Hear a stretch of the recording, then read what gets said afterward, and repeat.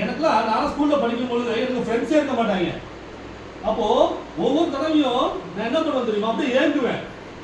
ஒரு பெரிய ஒரு என்ன சொல்றது, இப்போ எனக்கு ஒரு ஃப்ரெண்ட்ஸே இல்லை, யாருமே எங்க பழகலை அப்படின்னா இவங்க எப்படி இருக்கும், ஒரு மாதிரி மனசு கஷ்டமா இருக்குமா இல்லையா? ஏன்னா அப்போ ஸ்டார்டிங்ல பார்த்தீங்கன்னா எனக்கு இந்த இயர்ல இந்த ப்ராப்ளம் எனக்கு இருந்தது. காதுல சீல் வளர்த்திட்டு இருக்கா நீங்க பாத்துருக்கீங்களா? பலவீனம் காதுல ஒவ்வொருத்தவங்களுக்கு சீல் ஊற்றும் தெரியுமா? அதாவது அந்த பலவீனம் இருக்கிறவங்களுக்கு அந்த பேட்ஸ்மேன் இருந்துகிட்டே இருக்கும். எனக்கு சின்ன பிள்ளைல அந்த அந்த வியாதி எனக்கு இருந்திருக்கு. இந்த காதுல இடது காதுல பார்த்தீங்கன்னா சீல் ஊற்றும், பக்கத்துல யாரும் உட்கார மாட்டாங்க. அப்படிப்பட்ட வியாதியில பஞ்சு வச்சுதான் போவேன். நான் டெய்லி ஜிஹெச்ல ஊசி போட்டுட்டு தான் நான் ஸ்கூலுக்கே போவேன்.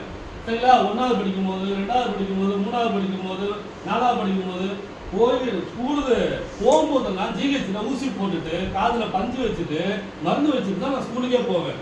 அப்போ இவன் பக்கத்துல உட்கார்ந்தாலே பேட்ஸ்மேன் தான் வரும் அப்படின்னு சொல்லிட்டு என் டெஸ்க்ல பாத்தீங்கன்னா 3 பேர் தான் உட்காந்துருப்பாங்க. அந்த அந்த என் பக்கத்துல ரைட்ல ஒன்று லெஃப்ட்ல ஒன்று உட்காந்துருப்பாங்க. ஆனா 2 பேரும் யாருமே இருக்க மாட்டாங்க, நான் மட்டும் தான் உட்காந்துருப்பேன். அந்த டெஸ்க் எப்போதுமே காலியா தான் இருக்கும். அந்த 3 டெஸ்க்லயே அந்த ஒரே ஆள் நான் மட்டும் தான் உட்காந்துருப்பேன். என்னை தனியா உட்கார விட்டுருவாங்க. அப்படிப்பட்ட என் ஃப்ரெண்ட்ஸுங்க யாரும் சேரவும் மாட்டாங்க.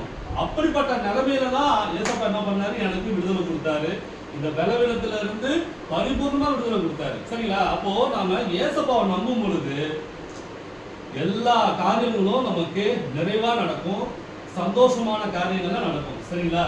அப்புறம் ஏசப்பாவை நம்பாம இருந்தேன், விசுவாசிக்காம இருந்திருந்தேன் அப்படின்னாக்க இந்த பலவீனத்துல இருந்து எனக்கு என்ன ஆயிருந்திருக்காது, விடுதலை உண்டாயிருக்காது. சரிங்களா? அப்போ உங்களுக்கு எல்லாம் சொல்றேன், ஏசப்பா உண்மையான தெய்வமா இருக்கிறாரு. அப்ப அவர்கிட்ட நம்ம பேசும் பொழுது அவர் நம்முடைய சத்தத்தை அவர் கேட்கிறவரா இருக்கிறார். சொல்லுங்க, என்னுடைய சத்தத்தை அவர் கேட்கிறாரு.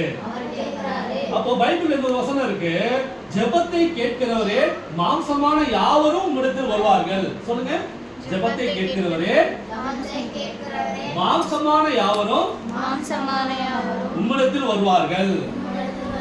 இது சங்கீத புத்தகத்துல இருக்கு. சரிங்களா? அப்ப மாம்சமான யாரு? நாம தான். சொல்லுங்க. சரி, அப்ப மாம்சமான யாவரும் உம்மிடத்தில் வருவார்கள். அப்போ நாமெல்லாம் மாம்சத்தோட தான் இருக்கோம். நம்மகிட்ட சதை இருக்கு, எலும்பு இருக்கு. சரிங்களா? இதெல்லாம் மாம்சம். சொல்லுங்க, மாமிசம். அப்ப மாம்சமான நம்ம எல்லாரும் நம்ம யார்கிட்ட போவோமா? ஏசப்பாட்ட போவோம். இதான் பைபிள்ல இருக்கு. அப்போ ஜெபத்தை கேட்கிறாராம். அப்போ நாம எல்லாரும் கூடி வந்து நாம நம்முடைய ஒரு காரியங்களை கொடுத்து ஜெபிக்கும் பொழுது அதை யார் கேட்கிறா? ஏசப்பா கேட்கிறாரு.